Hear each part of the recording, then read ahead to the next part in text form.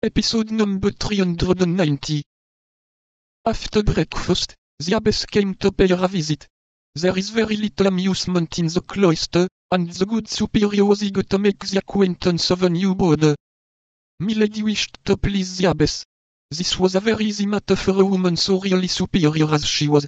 She tried to be agreeable, and she was charming, winning the good superior by a varied conversation, and by the graces of her whole personality.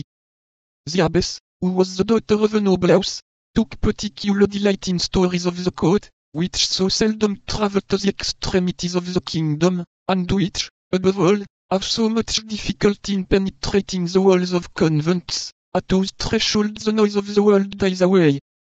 Milady, on the contrary, was quite conversant with all aristocratic intrigues, amid which she had constantly lived for 5 or 6 years. She made it a business, therefore, to amuse the good abbess with the worldly practices of the court of France, mixed with the eccentric pursuits of the king. She made for the scandalous chronicle of the lords and ladies of the court, whom the abbess knew perfectly by name, touched lightly on the amours of the queen and the Duke of Buckingham, talking a great deal to induce her auditor to talk a little. But the abbess contented herself with listening and smiling without replying a word. Milady, however, saw that this sort of narrative amused her very much, and kept at it, only she now let the conversation drift towards the cardinal. But she was greatly embarrassed. She did not know whether the abbess was a royalist or a cardinalist. She therefore confined herself to a prudent middle course. But the abbess, on her part, maintained a reserve still more prudent, contenting herself with making a profound inclination of the head every time the fair traveller pronounced the name of his eminence. Milady began to think she should soon grow weary of a convent life. She resolved, then, to risk something in order that she might know how to act afterward.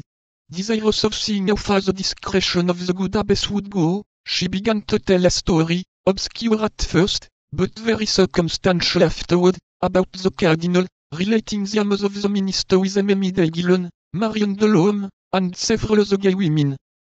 The abbess listened more attentively, grew animated by degrees, and smiled. Good, thought Milady. She takes a pleasure in my conversation. If she's a cardinalist, she has no fanaticism, at least. She then went on to describe the persecutions exercised by the cardinal upon his enemies. The abbess only crossed herself, without approving or disapproving. This confirmed Milady in her opinion that the abbess was rather royalist than cardinalist.